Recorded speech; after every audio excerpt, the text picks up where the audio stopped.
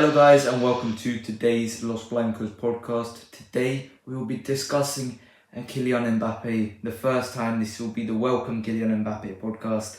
And at the end we'll be talking a little bit about the Lenny Euro deal, how he has moved to Manchester United, and so what Real Madrid's intentions will be after that. But yeah, packed podcast today. It's an exciting one, after all these years talking about Kylian Mbappe. We held off for a couple months about talking about Mbappe's fit in Real Madrid and stuff like that. But let's talk about everything today, and let's get it started with this Mbappe talk, and let's talk about that fit because there's been a lot made of the fact that Mbappe, Vinicius, and Rodrigo all play the same position, but we've come to this realization that in the last year that Vinicius Junior has changed his position, changed his playing his role, from being this pure winger to more of an inside forward type player. So I think I've got no problems with this. But in terms of your fit for it now next season, what do you think the dynamic between Mbappe and Vinicius should be? Because I think in this last year, I think this has been Mbappe's worst season as a whole. In this last year, especially for PSG in the Champions League, he looked quite poor and wasn't really effective.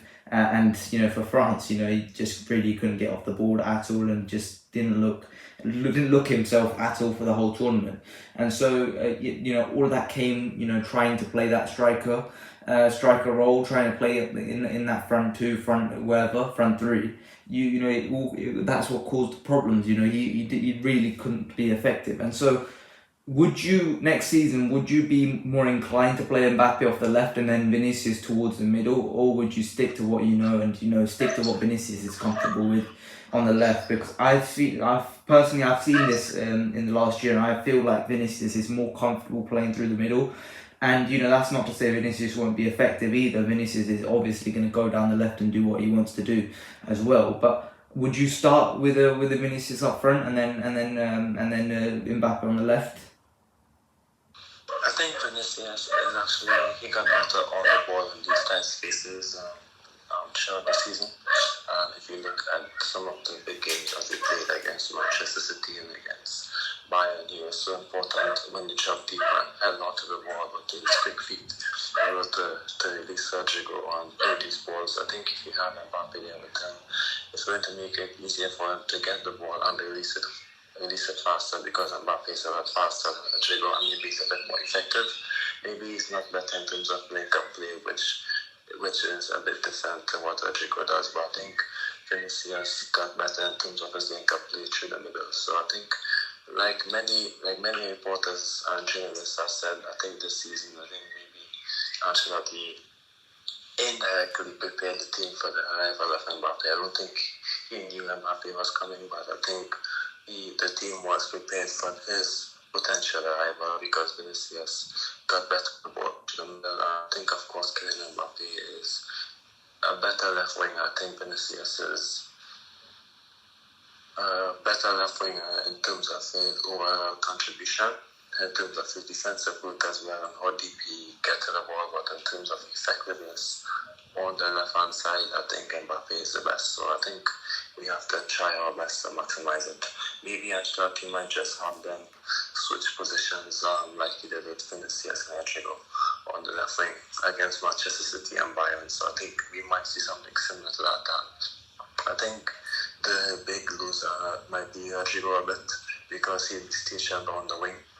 But that's why I believe that someone like Gula can have a really strong chance of getting many minutes this season. Gula or Diaz, one of them. But I would more say Gula because of his style of play to release either Vinicius or Rodrigo, Vinicius or Mbappe, with his left foot when he can come in a bit and play more in the middle to link up with them and play these balls and link up with the midfield. But I think, they might be interchange a bit similar to what we saw against Manchester City and Bayern with Vinicius and Rodrigo. Yeah, I think that Bayern game was especially an example, in my opinion, where Vinicius maybe didn't play off the left, trying to take off his wing. And in the first leg, let's put that to bed as well. In the first leg, Vinicius definitely wasn't trying to take on his man as much, and it was trying to get through the middle more, and it worked. He scored and played a great game, scored 2 goals, and was effective in that game. So you could see how Vinicius can be effective in multiple roles. Throughout that Bayern tie, because in the second leg he took on Kimmich and absolutely torched him for 90 minutes. So you can see Vinicius is quite adaptable in this situation, which is quite a shock. If we had thought of Vinicius a couple of years ago, it was very much not in the question about him being this adaptable, but see how well he's developed in these last few years. But I think let's talk about these guys in more of a bigger context, and let's talk about the whole formation as a whole. And I think we got to talk about it because a couple of months ago, when we last talked about MBAPPÉ and the MBAPPÉ fit, I think we were talking about it in the context that Toni Kroos was probably going to stay. There was a high chance of Toni Kroos going to stay. And so as a result, you're talking about Toni Kroos had to start. You're also talking about the fact that you didn't know what Brahim Diaz was going to develop into this season. We were also talking about the fact that Arda Güler, we didn't know what he was going to do. We didn't know that Joselu was going to leave this summer. We also didn't know all of these things. So a lot has changed the last time we've talked about MBAPPÉ.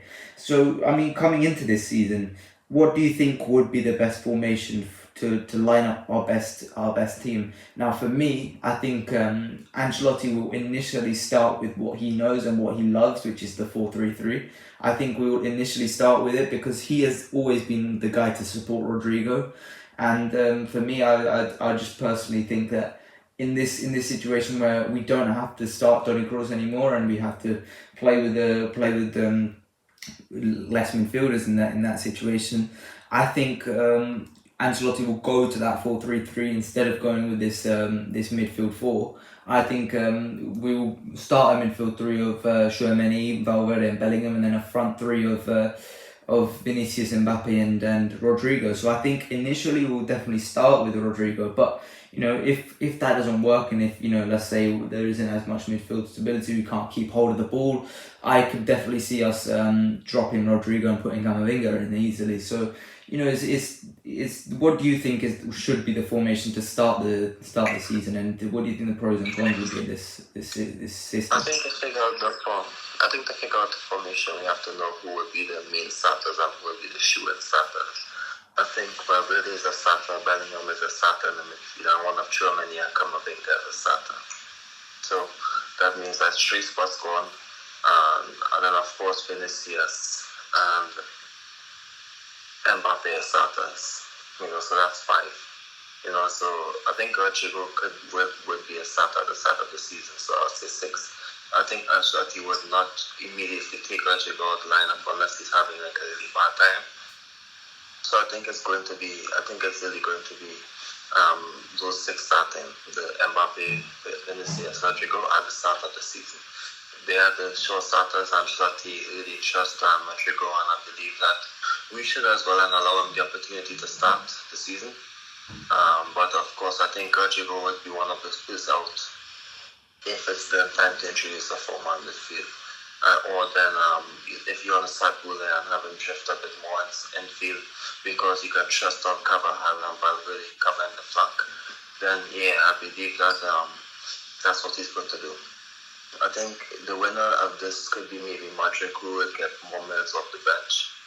Because maybe had Toni Kroos stayed, to have been really difficult to accommodate all these players. Had Joselu stayed, I think the biggest winner of Joselu leaving would be Endrick and Güler, of course. But I think that would be my first 5. The Valverde, Bellingham, Mbappe, Vinicius, and one of Camavinga and Tchouaméni. I think Ancelotti won't make the same mistake again, not starting without a defensive midfielder. And we don't have a defensive midfielder other than Camavinga and Tchouaméni, so it's not like he's going to squeeze Valverde or Modric or Ceballos in there, or even Bellingham in there, So I think it's going to be those five players who's going to start. And then, of course, like I said, he likes Rodrigo and he has a lot of faith in him. He might score less, but I think he's going to let him play for maybe his link up or maybe his work ethic on that side. And then maybe if Goulet takes his opportunities, or if Diaz takes his opportunities, or maybe he might squeeze Modric in there to get a start on some occasions because of how good Modric is on the ball. And eventually, I believe Modric will get a bigger role in the squad as the season moves forward, because what Modric does on the ball, if Modric stays the Modric that we know, he isn't affected more by his age this season, then he's going to get more minutes, in my opinion. But like I said, he's going to start at a 4-3-3. And of course, sometimes Ancelotti's 4-3-3 would move to 4-4-2 in defense, or maybe sometimes in link up as well, when Bellingham will pull wide, and maybe Rodrigo might drive a bit wider or something like that. Or the 4-2-3-1 when Rodrigo comes inside, but really takes the flank, and then MBAPPÉ and Vinicius with the left and the center. I think it's going to be a lot of interchanges, but like I said, Rodrigo is going to start the season because Ancelotti would trust him more than Adekule, not just in terms of his output, but his contribution off the ball as well as his intelligence as well. So yeah, that's my piece. Yeah, let's delve into Rodrigo a little bit more, because this is going to be a big season for Rodrigo. It is, I think, for him a make or break season for his Real Madrid career. Because over these last few years we've stayed stuck with Rodrigo, and we've been happy with Rodrigo, his development each and every season. And I think right now, as of last season, let's say, he was fantastic. I thought he had a great season, provided us with a lot of goals and a lot of assists, but it was very inconsistent at points, and not inconsistent as in goal this game, nothing next game. It was inconsistent because he put in a patch of 10 games where he was ridiculous and he was unplayable, and you just couldn't stop him. And then the next 10 games you just feel like nothing. He goes in and he has that signature shot where it goes straight at the goalkeeper or it goes into the top corner. That's the type of thing where I think Rodrigo needs to find a way to make sure that he can try and keep himself consistent. I think that's the clear step up for him, because for me, when he's playing at his best, when he's playing in that unplayable stretch of form, I don't see many right wingers in world football that are better than him. I personally think he's better than Saka in that form, but the problem is that form isn't what he's always got, and that's the main thing. Is I think he just has to make sure that this guy, he plays at that form for more than just 10 games. And then the next 10 games after that he goes missing. So you just need Rodrigo to do that. He had 2 patches last season where he was unplayable in that form, but then he had that middle stretch where he was just ridiculously bad, and that start stretch of the season where he wasn't great either. So you just see that, and you've got to hope that Rodrigo steps it up and keeps consistent. That is the main thing, because I think Rodrigo at this point has developed enough to know that I trust Rodrigo and I know that this guy can be a superstar.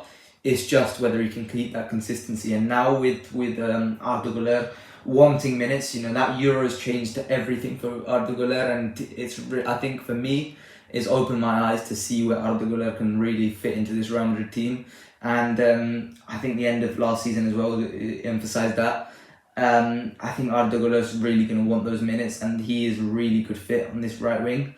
Probably a better fit than Rodrigo, to be honest, in terms of his playing style.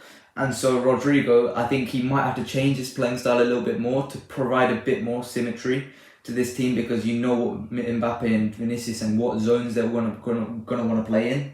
So I think Rodrigo is going to have to change his playing style to be a little bit more a traditional winger, and try and get on that right hand side a little bit more, and trying to play on that right hand side a little bit more. So that's going to be big, but he's going to have to take advantage, because there's going to be a lot of opportunities for him to do well this season, especially with a lot of the focus being on MBAPPÉ, being on Vinicius, being on Bellingham.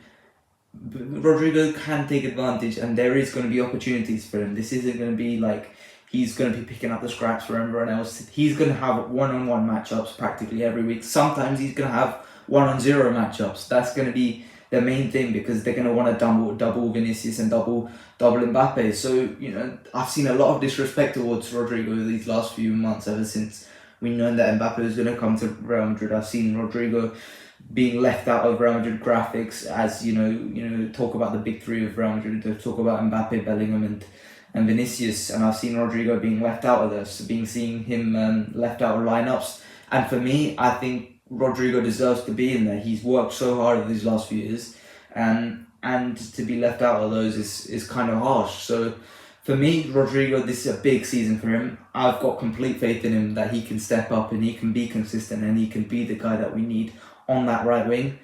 It's just for him to show it to us. And so, yeah, big season for Rodrigo. So what are your thoughts on Rodrigo's situation right now? I think it's like that. I think Rodrigo is left out of all of those, let's say, the best level, because he's the most inconsistent, if I'm being honest. It doesn't mean that, for me personally, it doesn't mean that I don't appreciate him or I think he's not good enough. I think if you have Vinicius, Rodrigo, and MBAPPÉ, and Rodrigo, you have to pick three of these players to start. I think Rodrigo is the one who's going to be left out, because of course the only difference is because he's the most effective on the right wing. I think he's maybe better in link-up sometimes, but I think the biggest with Rodrigo is that he is not as constantly effective as Vinicius, MBAPPÉ, and Bellingham. And we've seen that last season. He had those strong spells that he did so well, and he was the main guy in terms of goals.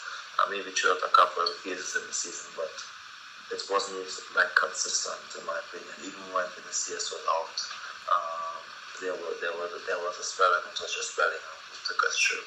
That's why I think we both agree that Bellingham won us the league and Vinicius won us the Champions League, but hopefully as well. But in terms of his little contributions, but I think Bellingham was the best player in the league and Vinicius the best player in the Champions League. I think it's important to understand that Rodrigo is an excellent team player and he can contribute as much. Really good, but it's difficult for him to do that week in, week out in terms of where he would play this season.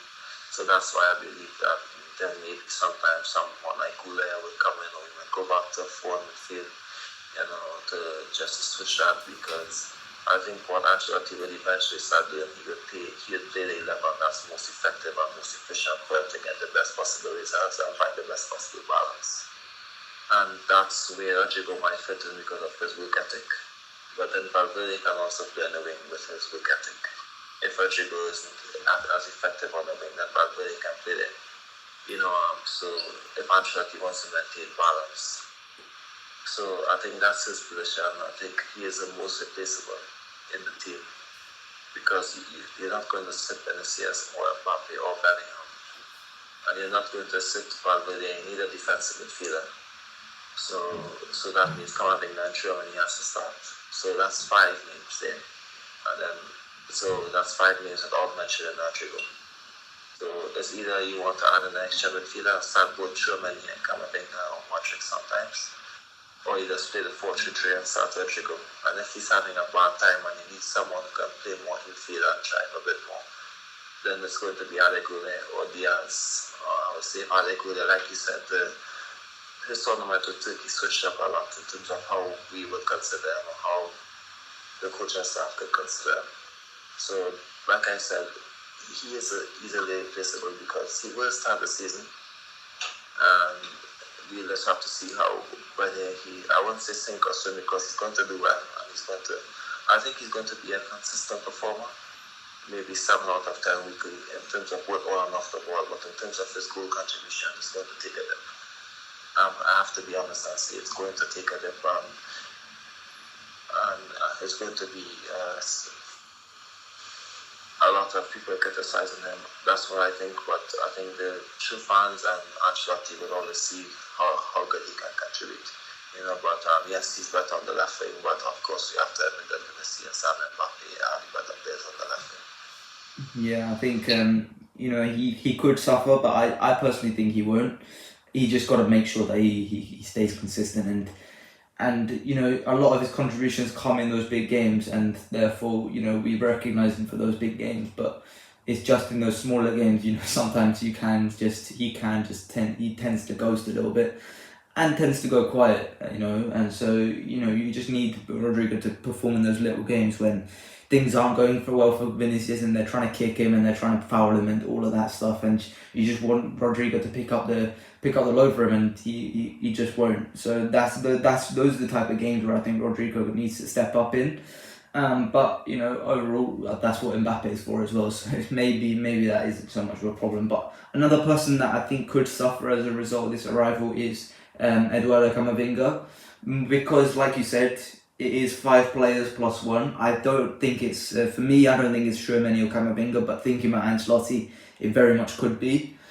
I think it's personally between Rodrigo or Camavinga, and then so you look at Rodrigo. I personally go for Rodrigo first, but then you're talking about what could Camavinga do, and you're coming off the bench again. Is that the role you want for Camavinga? I don't know, and especially with the fact that there isn't an obvious place where he can take over in a couple of years. Like we used to be talking about him taking over from Toni Kroos or him taking over from Modric. There isn't that obvious spot anymore. The oldest guy in this core is Mbappé, and he's 26.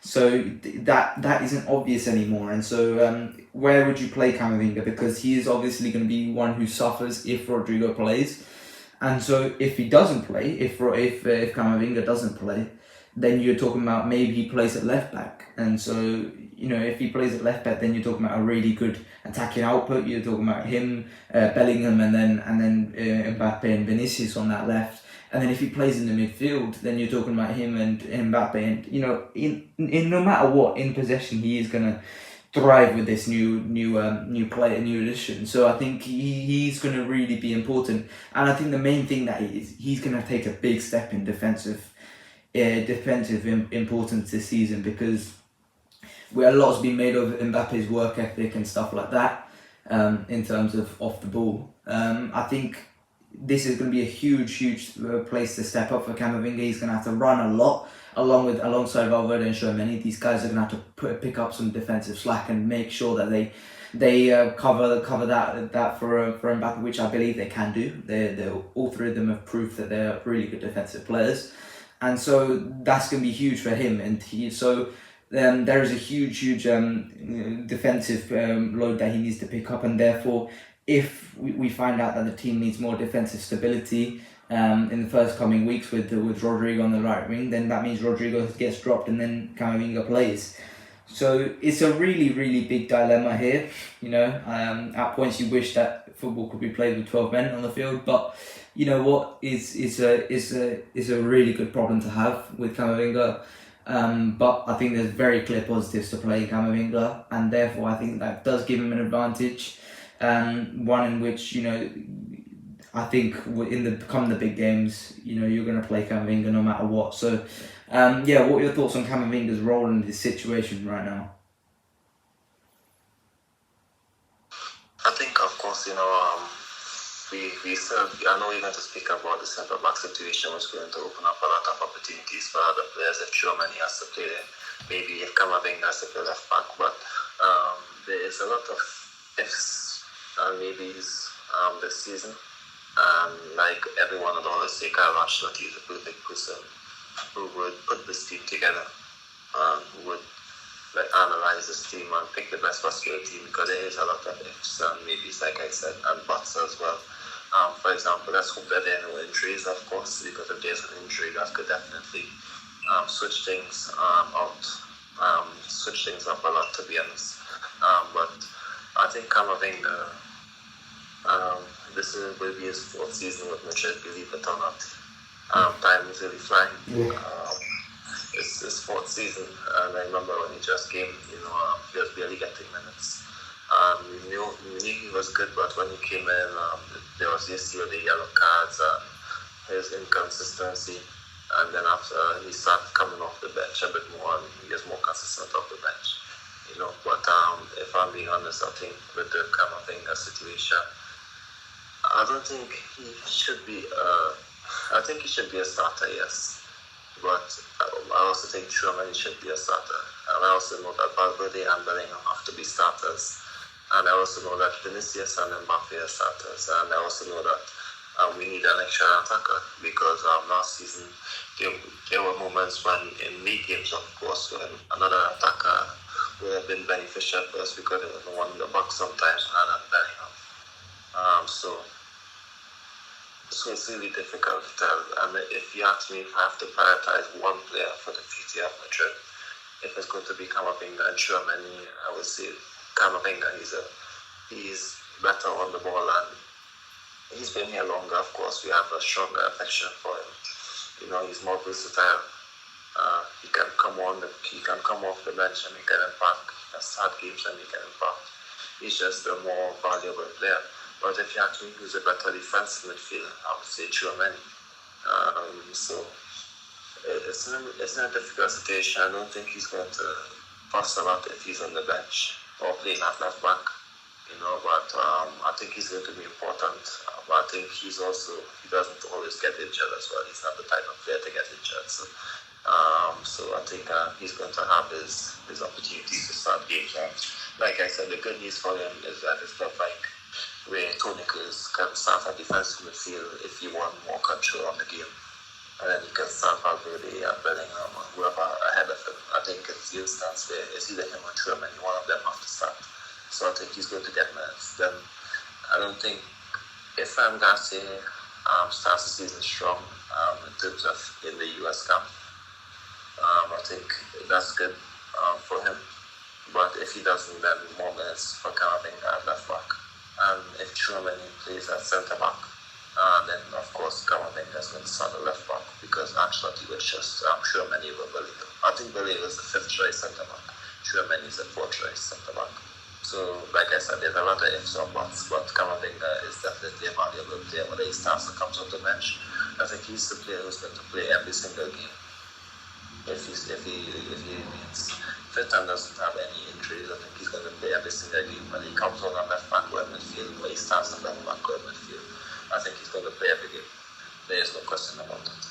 Yeah, I think he is going to play every game and he's going to get those minutes. It's just the starts which is the main problem, and I know he's going to be first man on the bench unless he starts. Obviously, then it's probably going to be Rodrigo first man on the bench.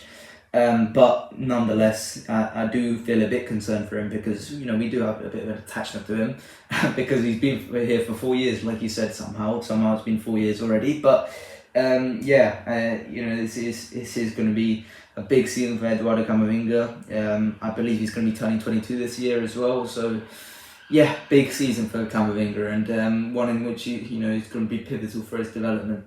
But speaking about that left back situation as well, it looks like the Alphonso Davies deal is stalled, and we don't know where that's going right now. So those minutes are there to be had at left back as well. So I wouldn't be too concerned about minutes if I was Camavinga. It's just where those minutes are going to come, and so I just think I'm a bit concerned for Camavinga, but I know he'll always find himself into the team somehow, and I know his performances will demand that. So he's always going to play a big role for Real Madrid. So I'm more than happy about Camavinga right now. Let's talk about the guys off the bench now as well. I mean, let's talk about Brahim Diaz. Let's talk about Arda Güler, and let's talk about Endrick as well. We were going to have an Endrick welcome podcast, but I think we might as well just have it here because we'll talk a little bit about Endrick in the coming weeks more as well. But Endrick's 18 now, and so it's potentially a good season for him. He did not have a good Copa America. It must be said. It was Brazil as a whole did not have a good Copa America. They were really bad. They just didn't look very, very good up front. But coming in, he's going to be the only registered striker in this team now that José left. I think he could have a big season, but for me, I would just have him as a development season. I wouldn't send him to Castilla. I think he's too good for Castilla, to be honest.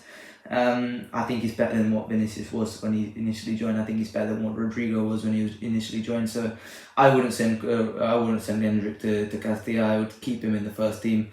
But that being said, he is obviously the only registered striker in this team, and so therefore minutes will come for him in that role. That being said, let's talk about Arda Güler and Brahim Diaz, because for me, Arda Güler is the perfect profile we needed in this team. You know, that Euros campaign really opened my eyes to see what this guy could be when he's handed the keys to a team. And, you know, he was the main guy in that Turkey's team, and he was the guy that kept everything ticking. Him and Çalhanoğlu in that midfield was fantastic. And I just think his creative output was terrific. The fact that he could score a goal from anywhere, terrific. You know, this guy really reminded me of Mesut Ozil. The fact that he could find any pass and create anything for himself or for others. You know, he could do anything for anyone else. I just think this guy is so talented. He's so well versed in everything that he can do, and he's so versatile in everything he can do. And so I just think he's perfect on that right wing. That's why I think Rodrigo has to be careful, because I think he's a perfect fit for this team, and he would definitely stick to that right wing in some cases. So I think that's also big. And as well as that, you know, I think the set pieces are also a big thing, because we know Kylian Mbappé has never scored a free kick in his career. Arda Güler's free kick taking looks fantastic. His corner taking was actually amazing for Turkey. You know, the amount of goals Turkey scored from free kicks was really good. And so I wouldn't be concerned for Arda Güler's minutes this season. I think the main reason he didn't get minutes last season, he got injured in the first part of the season, and so Brahim Diaz took those minutes and excelled with those minutes.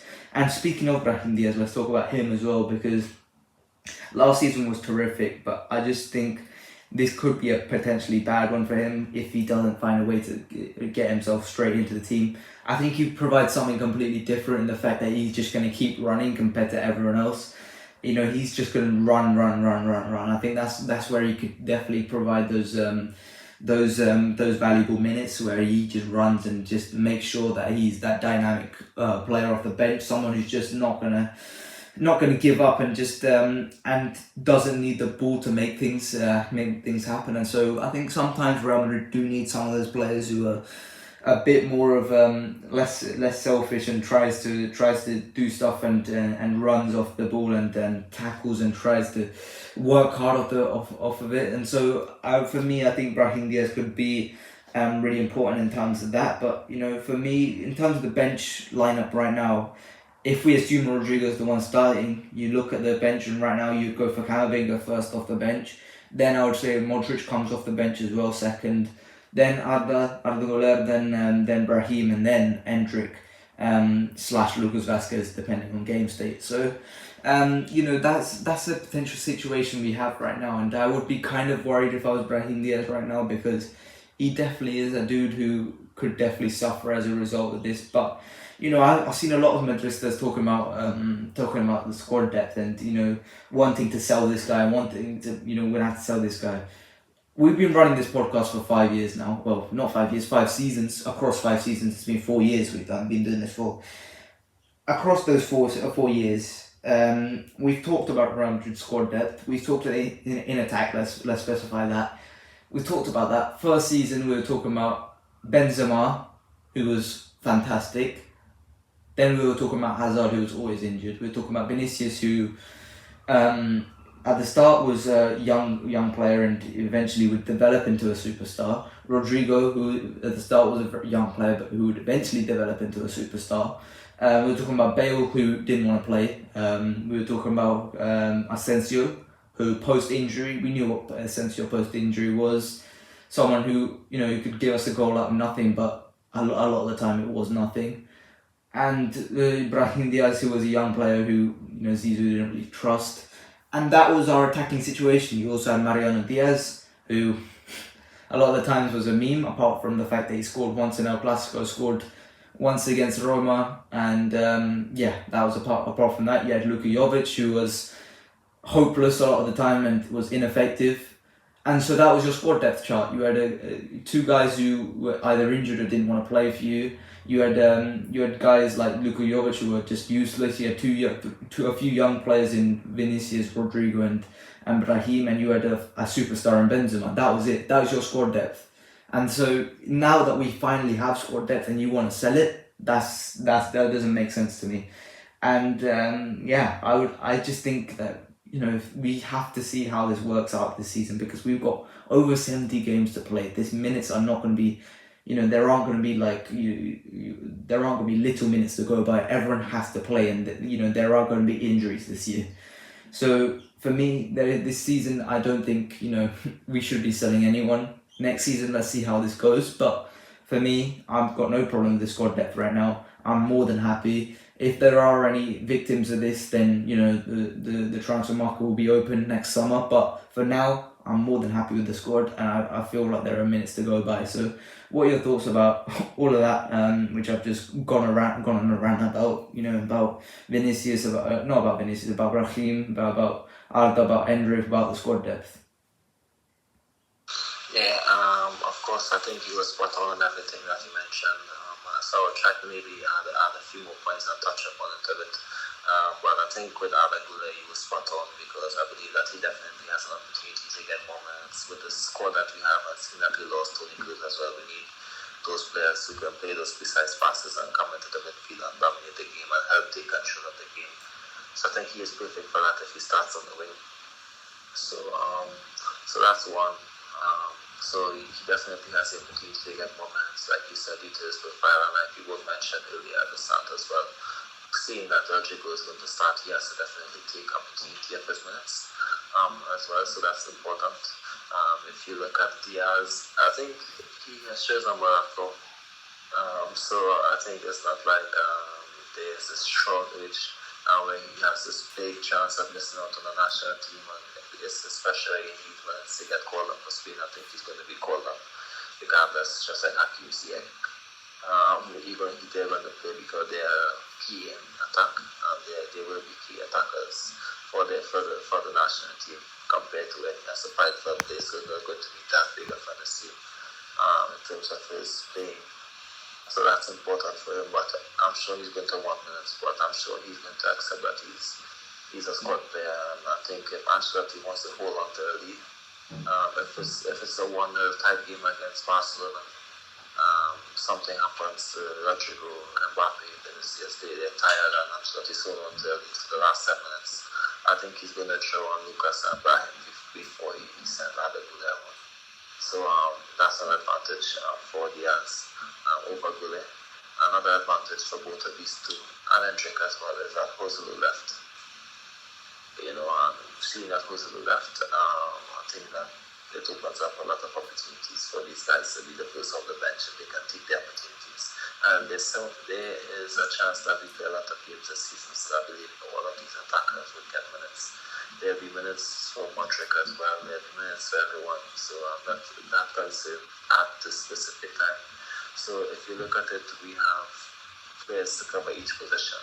You can also be a starter and a backup. So for example, the three we have, I'll speak about Endrick after, but let me mention Endrick now. I think with Endrick, he comes in a better player than Vinicius, and Endrick are more polished, more mature, but the big concern is that Endrick came in at a time when we are not in a bad situation. Vinicius and Endrick came in when I started playing, when we needed them, and we needed someone to step up. We needed Vinicius to step up because no one else was doing so. Even Benzema wasn't doing so consistently. We needed Rodrigo when Rodrigo came in because it was after the first season that Rodrigo came in with something different, and of course, he had the opportunity to get minutes, and we both had the opportunity to get minutes when they came in, and it made them stronger. I think that's not going to be the case with Endrick. He came in, I think we have 3 strong starters with MBAPPÉ, Vinicius, and Rodrigo, who can all be important playing behind the lines and playing off the wings and in the middle. So I think that's going to be my only concern about him. But I think that's a good thing where he's not going to come in with the pressure to immediately have an immediate impact. He's going to have to take his time and get those goals and get those minutes and be slowly introduced into the team. So that's my point on the attackers. I think he pretty much hit the nail on the head with them. But like I said, the good news is that we have a full squad. If you look at it, there will normally be a starter. Even if you look at the graphics when we make our best 11, there'll also be a player under them would be like their backup. I think we do have a position for everyone. Like if it's a 4-3-3, we have Vinicius, Rodrigo, MBAPPÉ, Güler, Endrick, Diaz. That's the 6. Then we have Valverde, Tchouaméni, Bellingham, then Modric, Camavinga, Ceballos, and of course Lucas and Carvajal, Garcia and Mendy, Chouameni can play centre back, but we have Tony, Alaba, Militao, and of course Jesus Vallejo, and Chouameni can play there as well. And Chouameni plays there, opens up opportunities for other guys to come into the midfield and get minutes.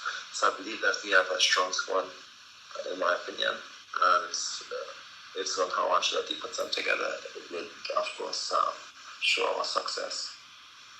Yeah, and I think it's going to be a tough one for Ancelotti to figure out, but it's one that he's figured out before in his long career, and so I've got complete faith in Ancelotti to do this, and this is the most talented squad we've had in a goddamn while. I would say since 16-17. So there is a lot of expectations as a result of that. So we've just got to be ready for the pressure that comes with that. But yeah, big season ahead of that. But let's talk about the other news that came out this week, which was Leny Yoro is joining Manchester United. Now, I mean, I don't think we need to spend too long on this, but I do think that is a bit disappointing because Manchester United just went in and paid the money that Lille wanted.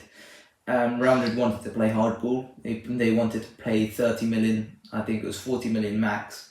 Manchester United came in with 62 million on the table. Lille said yes, please, and they really wanted Yoro out for that price, which I don't blame them at all because you don't want to be messing around with Real Madrid for too long.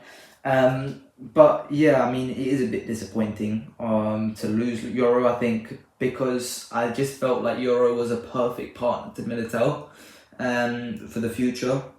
But at the end of the day, there will be other guys that come out and play well. We didn't exactly know who Yoro. I think it was actually this time last year that I started talking about Leny Yoro, in fact. I think there will be guys that will come out in the next couple of years that could potentially partner Militao. But in terms of an alternative right now, I mean, it's a difficult market right now. We obviously have to refer that to the list that we were talking about before. We look at someone like Antonio Silva. I just feel it's unsignable at this moment in time because he just didn't develop it in his last season whatsoever, and that price definitely has not gone down from Benfica's behalf. Ousmane Diomande and Gonçalo Inácio from Sporting, I just don't feel like that either of them complement Militao as well as Yoro did, so I wouldn't go for that, and they definitely would be expensive. Giorgio Scalvini would be a decent enough signing, but he recently tore his ACL, I would like to say, or he broke something happened to him, a bad injury happened to him, so that was a bit disappointing. I remember that, and it's not a situation we want to be in right now, because right now what we're looking at going into the next season is Eder Militao, who you can say what you want about him. He wasn't great at the end of last season. He had good moments, but he also had some very bad moments at the end of the last season when he came back from injury. You just got to hope that he's better. You also have Rudiger, who is obviously a non-negotiable starter, but then behind that you've got Jesus Vallejo, who I was joking about last week because I didn't know where Leny Yoro was going to go, but now Jesus Vallejo looks like he's probably going to be third choice centre back, especially to start next season. Then you're talking about Chouameni, who you don't really want to play centre back permanently, and then obviously you remember that tweet from Chouameni where he said it's just going to be one game, don't get used to it. Well, this is going into season 2, and Chouameni is going to be playing centre back again. And then you're talking about David Alaba, who you don't know what his timeline is. We really don't. Optimistic reports are saying it's going to be October, and then some more pessimistic ones saying it's going to be next year in 2025. So it's not looking good in terms of that centre back role right now. Obviously, then after that you're looking at Ferland Mendy and then Dani Carvajal as well. So it's not a situation you want to be in right now. There have been reports about Aymeric Laporte, but how much wage you're going to have to pay to get him out of Al Nassr is definitely going to be not. It's going to be quite a lot of money, so that probably isn't a possibility for you. And he also is 30, so you don't really want to do that. It's a tough situation. You can't really get Bastoni right now. I love Bastoni. I think he's fantastic. You can't really get him right now, and so it's a tough situation. One in which I think what Florentino Perez is going to do is what he's always done, which is he's just going to stall for another 12 months, and we're going to wait for another 12 months and hope for the best, because it hasn't gone against us so far. It hasn't gone against us. We haven't had a really bad injury where it's cost us, and we have to play Dani Carvajal at centre back for more than 6 months. So we haven't been hurt for more than a game or so. So I would say that it's not a bad situation, but if it does go badly for us, we could be in a tough spot, and one in which we just can't afford to throw the season away. But what can you do at the end of the day? So you just gotta hope that there's an alternative planned. Rafa Marino was obviously sold earlier this month, and obviously Mario Gila broke his leg, so that alternative plan doesn't work. So yeah, I mean, what are your thoughts on the Lenny Oro deal and any alternatives that you may have for Real Madrid? Yeah, I think it was disappointing because he was the main target, and it's never good to lose out on a player, especially an 18-year-old with a lot of potential. I think, like you said, the club is going to wait, and we might be disappointed in how the centre-back outcome was. We can't be known as a squad the team that's going to spend 62 million on a player whose contract is going to expire in 1 year. So an 18-year-old who hasn't played more than 2 seasons straight or flat, I think we cannot be that team where teams would believe to make that payment. I don't want to be classified as that team where we overspend on players. So that's one where I'm not too disappointed about it. So we lost on a player due to money. It's not because he chose another team. Because he likes the project better, or he just thinks the other team is a bigger team. So that's 2. Then of course, with Rafa going to Napoli, I think it's better for him to go to Napoli to get the minutes. We have a buyback clause on him. So if he plays really well, that's an easy option with him money, let's be honest. So we can wait and we can see him start and develop, and then if he comes back in next year, he's definitely going to come back as at least 3rd choice, at least. So it's good for him to get minutes, and I'm happy for him leaving, going to a good team. And I'm seeing the reports with him at Conte. Conte likes how he's doing, and likes his game style and his playing style. So I hope that he can have a big season, and that's better for him. I love all these Castilla players to have a big season in a big team, and that's the end goal. And if he will eventually come back, I think this is a first step for him. And I think when you leave and come back, you're going to come back a more polished player, definitely. After all of this, Napoli, that's a step up. Then, of course, Madrid maybe in a couple of years if he does well. So it's better for these guys to go out and play, and then eventually come back a better player. So let's see what he does. So that's a positive. With Gia, I think Gia is the second one. Yeah, you can't really prepare for a player breaking his leg, and hopefully he recovers and have a strong career at Lazio.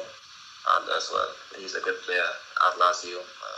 That's where we wanted him back. So I'm happy that he stepped up last season. So hopefully Gia can recover and return to form and get minutes with Lazio again. The other guy who made the centre back that made his debut, Victor Chust. I think Chust isn't even starting in Cardiff. There's no way he's coming back. I haven't seen him much, but he isn't starting in Cardiff, so he's not coming back. Then there is Carrillo, who just left. Marvel is likely to leave. So then of course Ramon, I think he had a bad injury last season as well. So we have 4 centre backs. Vallejo didn't play much last year.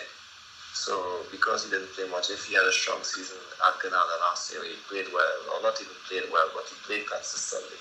And I would say, he's a good 4th choice or 3rd choice to start the season. But I think Tchouaméni will be the 3rd choice to start the season.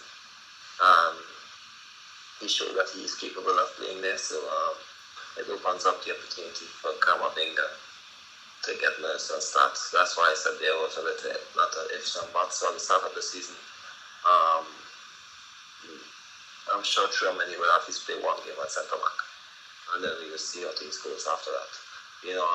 Good news is Militao and not good news for them, but they got knocked out in the quarterfinal of their respective competitions, so they're going to be back to start the season.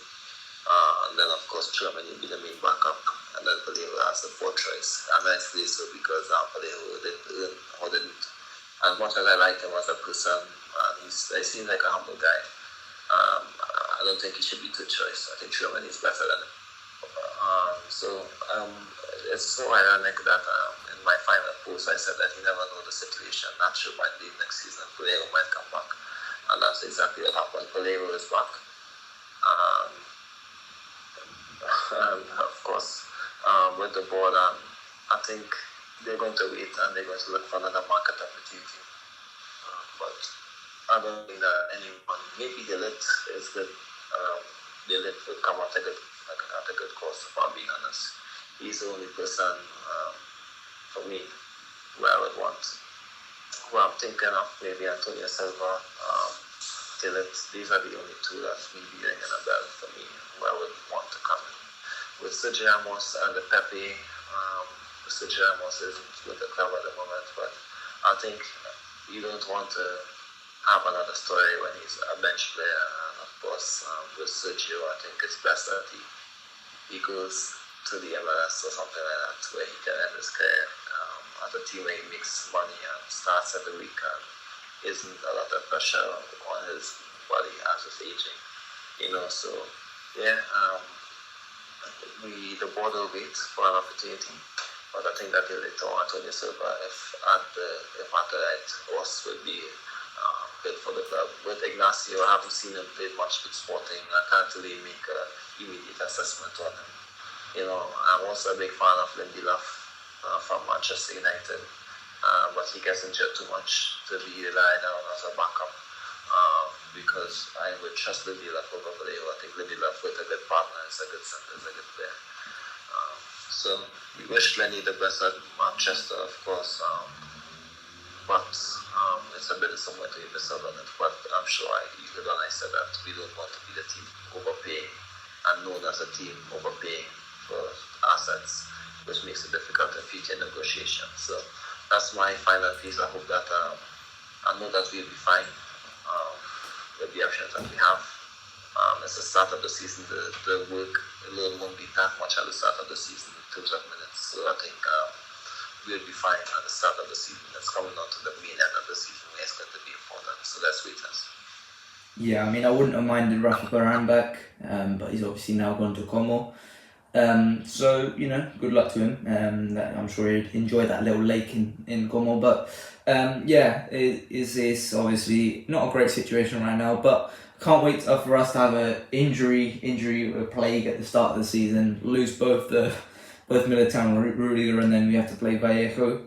And he has a monster season, and then we renew him for 5 years, and he becomes a Real Madrid legend. But aside from that happening, we're not in a great position at centre back, but we just gotta hope that we can keep things nice and tidy until David Alaba returns, and hopefully David Alaba returns at a good status. But you never know with these ACL injuries; he could just return and his pace has been shot to pieces. But we hope not, and we hope Alaba returns to his best. So.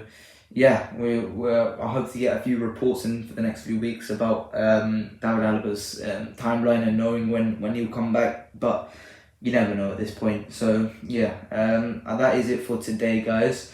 I hope you guys have enjoyed this Welcome MBAPPÉ podcast and a little bit about Lenny Oro, but that is it for today. Please like and subscribe, and I'll see you guys later. Bye bye.